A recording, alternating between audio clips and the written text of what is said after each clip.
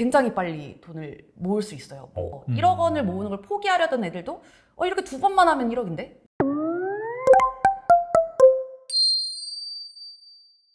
네, 이승주 기자님 모셨습니다. 안녕하세요. 네, 안녕하세요. 초대해 주셔서 감사합니다. 네, 저희가 모시게 되어서 정말 좋습니다. 간단하게 소개 좀 부탁드릴게요.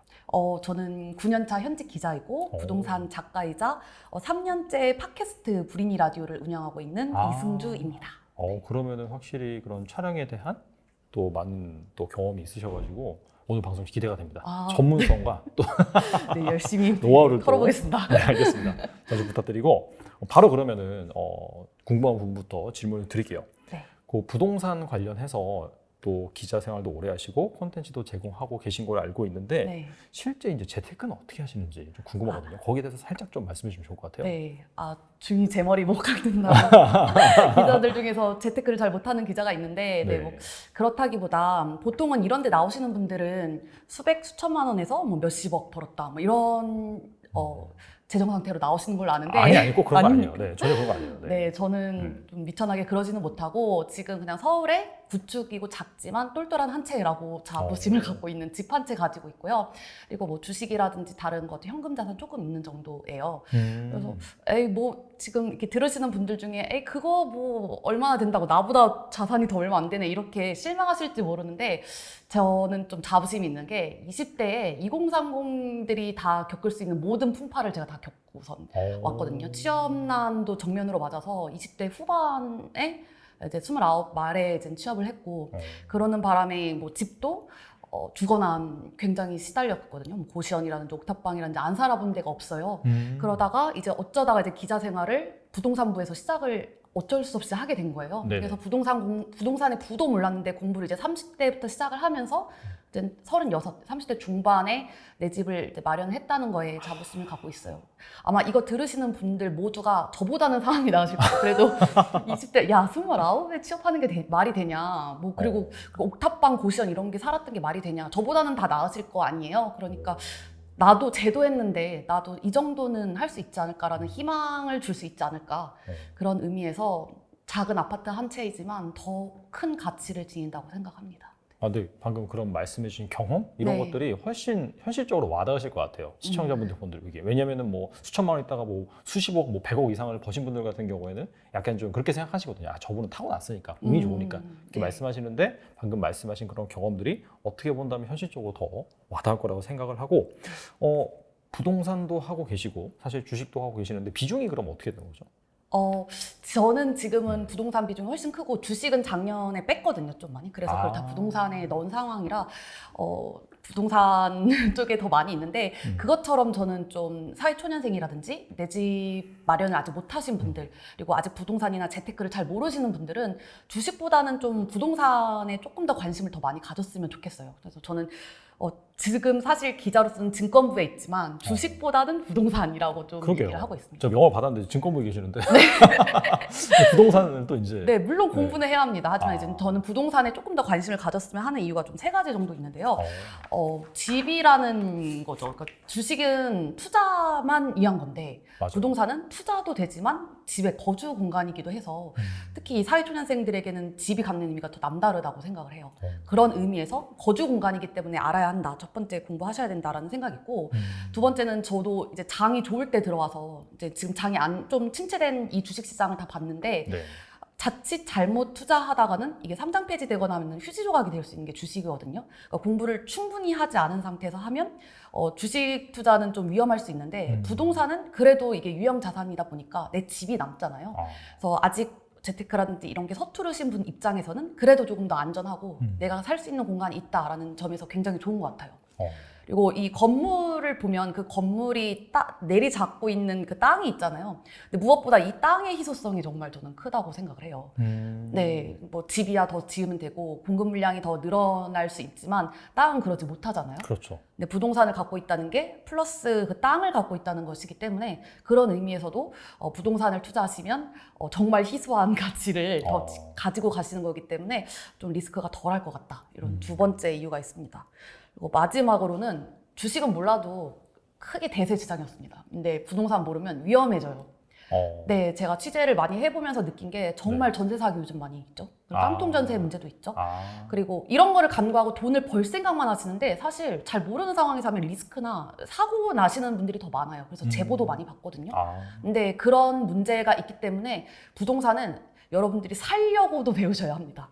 그래서 주식 투자는 내 자산을 불리기 위해서 공부를 해야 되지만 부동산은 내가 살기 위해 생존을 위해서라도 지금 상황에서는 공부를 하셔야 된다. 그런 의미에서 저는 아직 사회초년생이고 잘 모르실 때는 주식보다는 부동산 공부를 좀 더 열심히 하셨으면 좋겠다. 이런 생각이 듭니다. 말씀하신 부분 중에 땅이 한정되어 있다. 이 부분에 대한 상당히 좀 공감이 가네요. 사실 뭐 앨런 머스크가 화성에 가서 개척하지 않는 이상은 지구상에 사실 존재하는 땅은 한정되어 있는데 그런 상황에서 사실 통화량이 계속해서 늘어나다 보니까 자연스럽게 약간 부동산의 가치는 오를 수밖에 없지 않나 뭐 그런 생각도 들긴 합니다. 우리가 이제 부동산 하면 집만 생각하기 쉬운데 사실 여러분들이 집을 사면 그 아래에 있는 땅도 사시는 거거든요. 그렇죠. 그 비율은 얼마 되지 않더라도 이렇게 서울이라든지 이런 한정된 공간에서는 땅이 없어서 집을 못 짓잖아요. 맞아요. 이런 상황에서 이 땅을 가지고 있다는 건 엄청난 희소한 가치를 가지고 있으신 겁니다. 네. 앞서 말씀하셨을 때 상당히 산전수전 막 다 겪으셨다고 말씀하셨잖아요. 네. 그리고 이제 뭐 서울의 구축 아파트라고 하더라도 똘똘한 집 한 채도 마련하셨고 자 그러기 위해서는 어떻게 시드머니 같은 경우에도 상당히 잘 모으셨을 거라고 생각이 돼요. 그래서 이제 또 취재를 하시니까 2030 대상으로 1억 원이 가장 현실적인 시드머니다라고 이제 하셨는데 그렇다면 이 1억을 빨리 모으는 방법이 있을까요? 저도 이제 후배들이 이제 앉아서 선배 저 이제 입사했는데 뭐 해야 돼요? 이러면 무조건 1억부터 모아 이렇게 말을 하거든요. 그러면 다들 입이 떡 벌어져요. 왜냐하면 요즘에 B2라고 해서 다 1억 뭐 마이너스 통장으로 땡겨서 뭐 했다. 그래서 2, 3억을 벌었다. 이렇게 얘기를 해서 뭐 1억이 별 돈 아닌 것 같지만 일해보셔서 아시잖아요. 나 연봉 1억 받는 사람 너무 부럽고 진짜 1억이라는 돈이 굉장히 큰 돈이잖아요. 그래서 이게 1억을 모으라고 하면은 다들 감이 안 와요. 와 이거 나 못할 것 같아. 그냥 안 해 라고 포기하는 분들이 많은데 이거를 첫 번째로는 할 수 있다는 자신감을 키우기 위해서 목표를 좀 쪼개는 거를 먼저 권장을 합니다. 1억을 3천만 원으로 쪼개서 우선 3천만 원부터 모으자 이렇게 생각하면 이거는 누구나 할 수 있겠는데 그래서 그렇게 말을 하면은 다들 하겠다고 하더라고요. 근데 3천만 원을 목표로 잡고 하면은 굉장히 빨리 돈을 모을 수 있어요. 그냥 사실 누구나 할 수 있는 거잖아요. 3천만 원 모으는 거 소득만 있다면. 그래서 3천만 원을 모으면 나도 할 수 있다는 자신감이 생겨서 1억 원을 모으는 걸 포기하려던 애들도 이렇게 2번만 하면 1억인데? 이런 생각이 들어서 할 수도 있고 그리고 또 아시잖아요. 자본주의 사회에서는 돈을 벌어오는 거. 그렇죠. 네, 그래서 이 3천만 원을 모으고 또 다시 시작하면 이 3천만 원을 또 그때부터 굴리기 시작하고 뭐 부동산을 알아보면서 또 불어나는 속도가 늘어나기 때문에 생각보다 1억 원을 모으라는 말보다는 3천만 원을 모으라고 하면 좀 더 접근이 쉬워진다 이런 얘기를 좀 드립니다. 그러면 이제 1억을 결과적으로 모을 때까지는 뭐 적금이라든지 그런 걸 이제 들면서 모으는 거고, 그다음에 뭐 아끼는 뭐 팁이라든지 뭐 그런 건 혹시 뭐 개인적으로 뭐 경험하신 게 있을까요? 네, 뭐 왕도는 없죠. 그냥 지출을 줄이는 거밖에 없는데 뭐 소득을 늘리거나 지출을 줄이는 거나 두 가지 방법밖에 없는데 소득을 늘리는 거 사실 진짜 어렵잖아요. 어렵죠. 지출을 줄여야 되는데 뭐 저보다 더 시드머니를 잘 모으시는 분들이 나와서 뭐 어떻게 돈을 아끼세요 이런 얘기는 너무 많이 하셨을 것 같아요. 그래서 그런 부분에 대해서는 내 현금 흐름을 좀 보고 어디에서 돈이 새나가는지 단속하는 게 제일 첫 번째인 것 같고 그런 팁들 같은 거는 다 얘기를 하셨을 테니까 저만의 하나를 얘기를 드리면 저는 주거비 단속을 조금 하시라 이런 얘기를 하고 싶어요. 주거비 단속? 네, 주거비 단속. 우리가 간과하기 쉬운 거 뭐 밥 먹는 거 뭐 커피 하나 덜 먹고 뭐 어디 가는데 걸어가고 이런 것만 생각하시는데 생각보다 우리가 집에 쓰는 돈이 굉장히 많아요. 그러니까 나와서 살게 되면은 뭐 월세 이런 거 잘못 구해서 거기에서 한 달에 뭐 20만 원씩 나가거나 관리비에 좀 잘못 나오는 집을 그냥 집만 본 거죠. 그래서 관리비가 이렇게 나오는지 모르고 그 집을 골라서 거기서부터 관리비가 또 10만 원, 20만 원 세고 그리고 또 주거비에는 또 이런 개념도 포함이 됩니다. 내가 다니는 회사가 저쪽에 있어. 근데 어떻게 하다 잘못 구하는 바람에 맨날 아침마다 늦어서 택시를 탈 수밖에 없는 조건이 돼. 이거는 정말 그러려고 한 게 아니라 그렇게 될 수밖에 없는 환경이 되는 경우도 있어요. 내가 그것까지 고려를 잘 못해서 그런 것도 주거비에 고려를 하셔야 돼요. 내가 집을 제대로 못 구했기 때문에 새나가는 돈들. 네, 이런 거를 간과를 하는데 사실 이런 것만 그러니까 이것도 부동산 공부의 일환이죠. 부동산 공부를 열심히 해서 원룸부터 그리고 전월세부터 잘 구하시면 여기서부터 또 시드머니가 굉장히 많이 모여요. 제 친구들 중에서는 잘 모르니까 이제 집을 구해본 적이 처음이니까 구하다 보니 그냥 한 것 같아서 구했는데 거기서부터 한 달에 3, 40만 원이 나가는 거예요. 계산해 보면. 그럼 그게 한 1년이면 300, 400, 500 이렇게 되잖아요. 그러니까 이런 것들 지출을 단속하시는 게 저는 좀 필요하다. 그래서 우리 부동산 공부하는데 주거비 단속 정도는 해야 되지 않을까. 남들이 다 하는 뭐 여러분들 커피 마시지 마세요.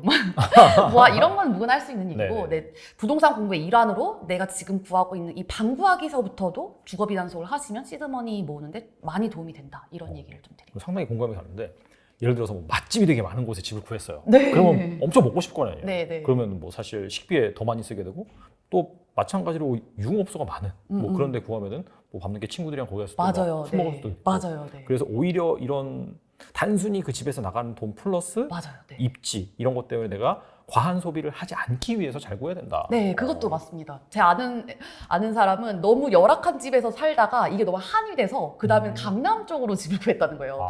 그렇지만 그래도 반지하라서 적절한 가격에 그 집을 구하긴 했대요. 그런데 나와서 보니까 사람들의 씀씀이가 크니까 나도 모르게 씀씀이가 커져서 거기에서 집은 괜찮았는데 자기도 모르게 소비 패턴이 커졌다고. 네네. 그래서 그런 거를 계산해 보니까 갑자기 이 동네로 이사 온 다음에 나도 모르게 지출이 한 뭐 10만 원, 20만 원 늘었다 이런 사람들도 있어요.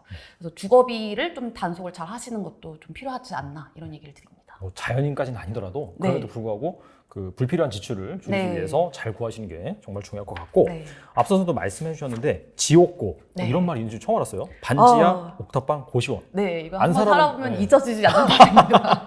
안 살아본 곳이 없을 정도로 정말 많은 경험을 하셨는데 그러면서 이제 원룸 구하기 달인이 되었다라고 들었어요. 원구달이라고 불러주세요. 그렇다면 이제 현실적으로 1인 주거 환경을 고를 때 유용한 팁에 대해서 말씀해 주시면 좋을 것 같아요. 네. 뭐 어디 뭐 햇볕이 잘 들어오는 곳 살아라 뭐 살아라 뭐 이런 거는 너무 디테일하고 저는 가장 기본은 나를 잘 아는 것이라고 생각을 해요. 네.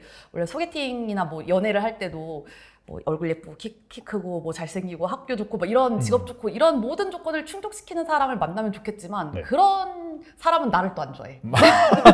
현실이죠. 그는 나를 좋아하지 않아. 막 이러잖아요. 그러니까 어느 정도는 내가 정말 좋아하는 요건 몇 가지, 그리고 나는 정말 이거는 진짜 싫다 이런 요건을 알아야 정말 나에게 맞는 남자를 만날 수 있는 것처럼 집도 마찬가지인 것 같아요.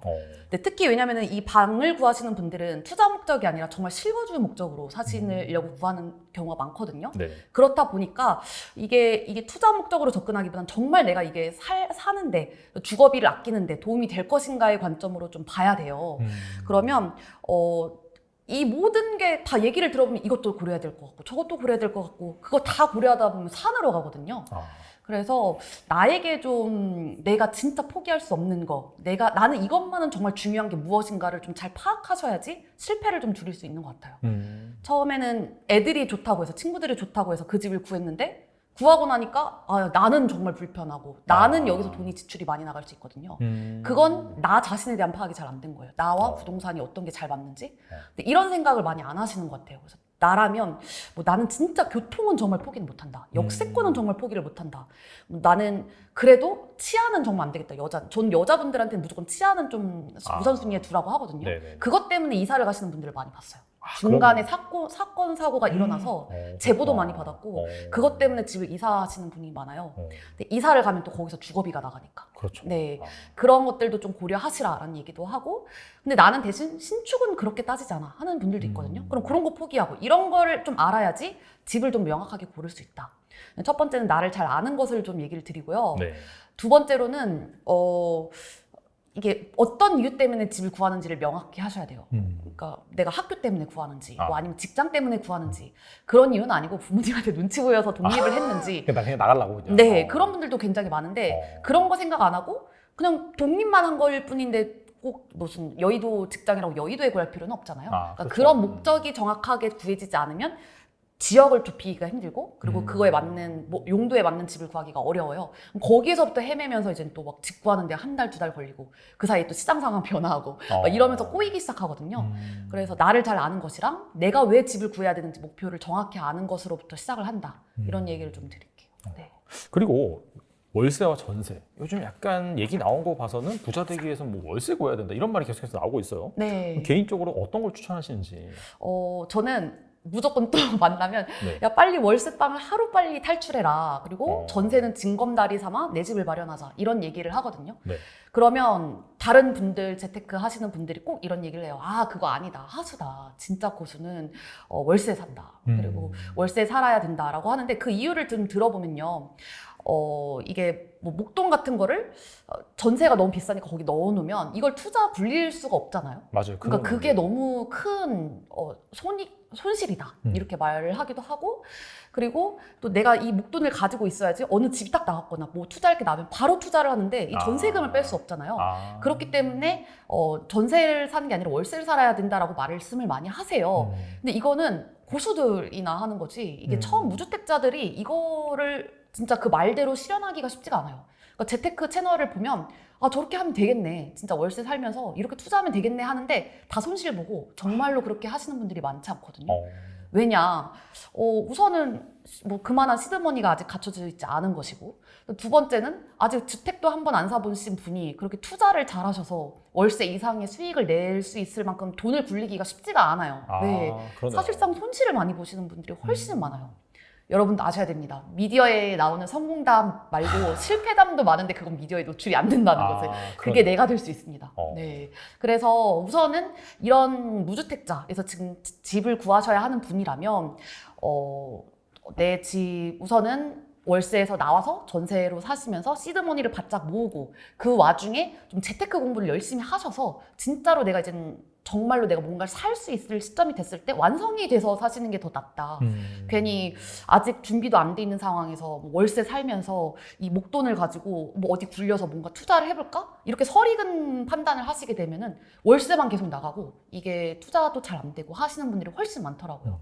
느린 길이 더 오히려 빠른 길이 될 수 있다. 네, 이런 얘기를 좀 드립니다. 그리고 사실 지금같이 약간 좀 집값이 하락하고 있는 그런 네. 상황에서는 목돈이 있다 하더라도 네. 뭔가 지금 투자하기도 좀 애매하기도 하고 네. 그 다음에 월세 대신 뭐 전세 대신 월세를 산다는 것 자체가 방금 말씀하신 것처럼 이 월세보다 훨씬 높은 기대 수익률을 자기가 창출할 수 있어야지 가능한 거잖아요. 네, 맞아요, 맞아요. 근데 또 지금 상황에서 주식도 사실 별로 안 좋고 하다 보니까 네. 이게 이제 쉬운 게 아니다. 그리고 규칙성이 없는 것 같아요. 상승장에는 이 논리가 맞을 수 있는데 네. 지금같이 약간 좀 하락장에는 네. 뭐 아닐 수도 있기 때문에 약간 여러 가지 그런 요소들을 좀 따져봐야 되지 않을까 그런 생각이 드네요. 네, 우선은 지금 현재는 무주택자라면 시드머니 모으는데 주력을 해야 되고 그러려면 전세에 살면서 좀 주거비를 아끼는 게 더 현명하지 않을까 이런 뜻에서 저는 권해드립니다.